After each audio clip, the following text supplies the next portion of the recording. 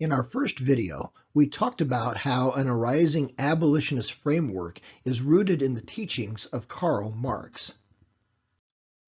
In our second video, we talked about how modern-day self-professing disciples of Karl Marx founded the organization Black Lives Matter and have corrupted the legitimate and valued effort to expunge racism from our culture to instead use that effort to subvert the Democrat Party.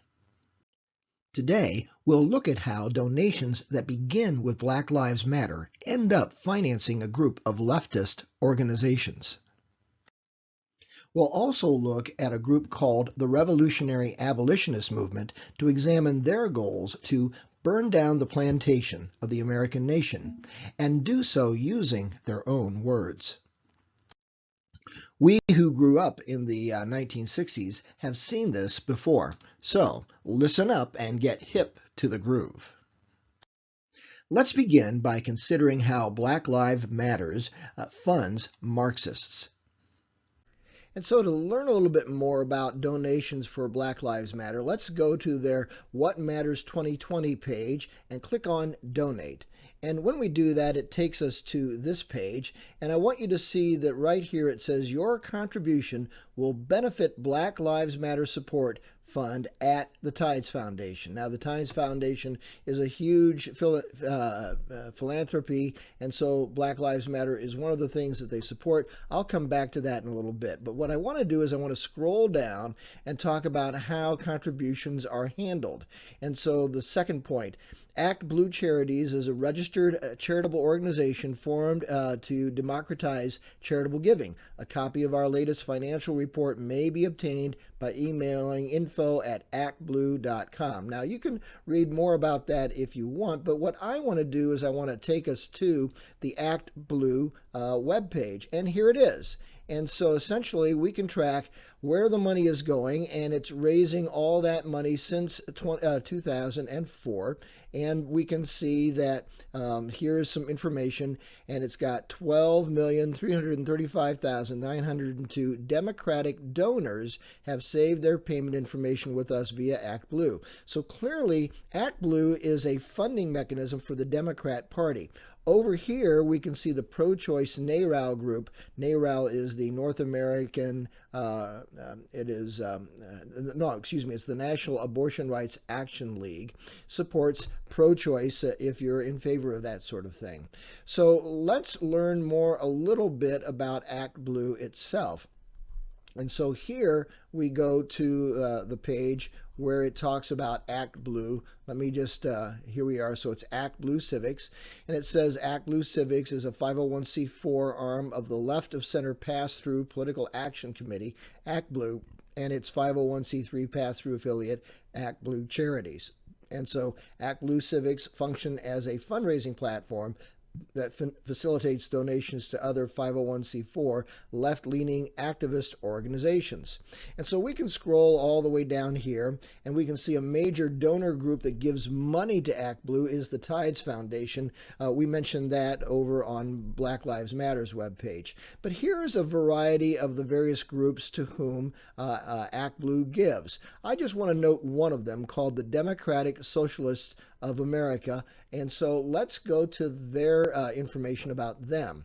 Here, and this is by a group called Influence Watch, who puts together information on these groups. It says that the Democratic Socialists of America, DSA, is a far-left political action faction in the United States that supports socialist. Remember, BLM was supporting Marxists. Well, Marxists and socialists are very similar. Socialists and other left-wing candidates in the Democrat Party. It describes itself as the largest socialist organization in the country. That's great to know. The group claims to have endorsed 60 elected officials at the local level through the federal level in office as of 2019. 2 members of Congress, Representatives Alexandria Ocasio-Cortez of New York and Rashida Tlaib of Minnesota identify as members of the faction. The organization endorsed self-described socialist U.S. Senator Bernie Sanders of Vermont for President of the United States for the 2020 presidential primaries. And so we can see all of those things that they are involved with.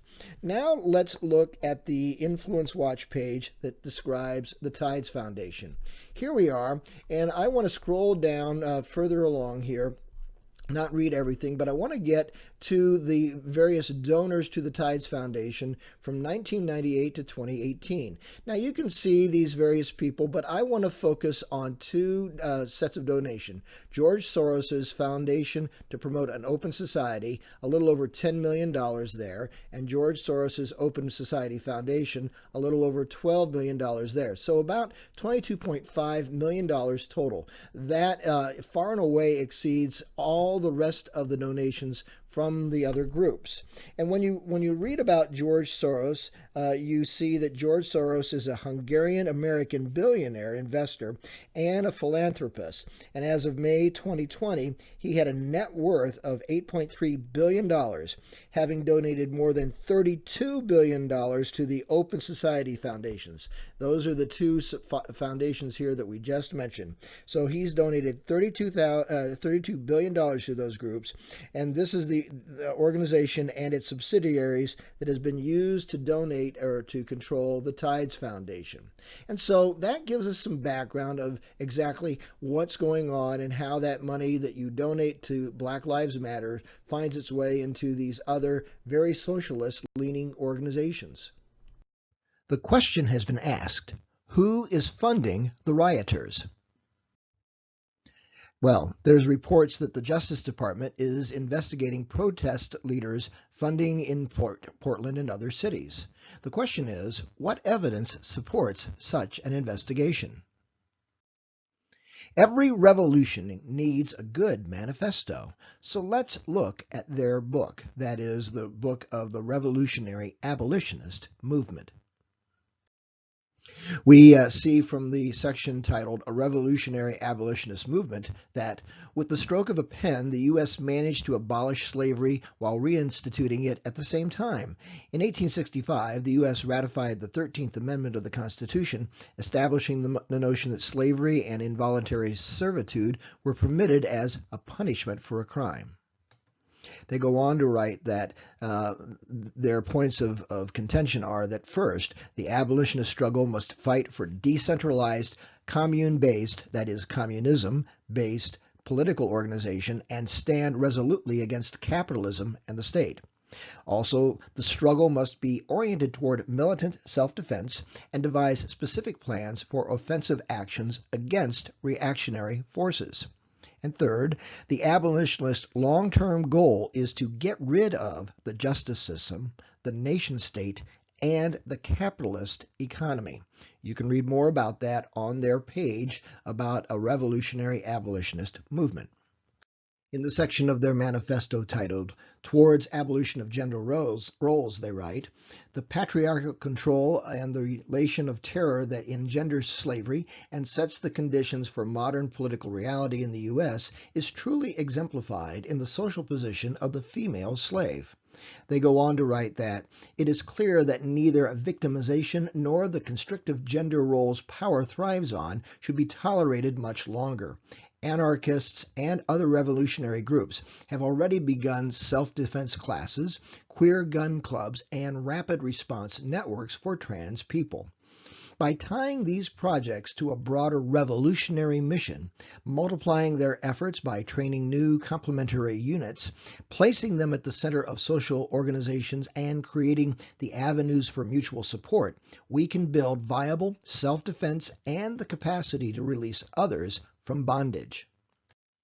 In their part of their manifesto titled Long-Term Network of Abolitionist Councils, they write, it is important to remember that our support will fail if it doesn't prove effective.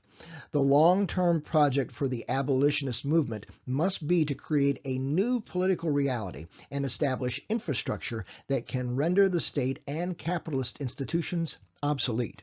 We must build the capacity to defend our gains. And they go on to write then, those who fought for liberation here in the U.S. have left an important legacy. As we dig the trenches of our struggle, we draw from the lessons of this past and proudly carry on the struggle in the memory of our fighters.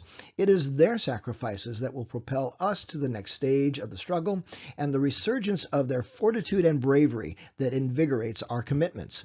We promise to all those who have previously risked everything for liberation, who have lived and died under the oppressive yoke of this country, and all those still struggling for a better life, that we will burn down the American plantation once and for all. And so what are the lessons of the past? Well, there's a whole webpage devoted to them called the Anarchist Library. If you are a member of the Democrat Party, is this what you really want? You know, there are two philosophies competing here. Under Marxism, we see that under social justice, all of one group are punished for sins of some against another group. Under democracy, we see that under Lady Justice, all are equal. Individuals are held accountable for their own sins. Who says we can't make America great again while we build back better? Stay the course. Liberty, not socialism, in 2020.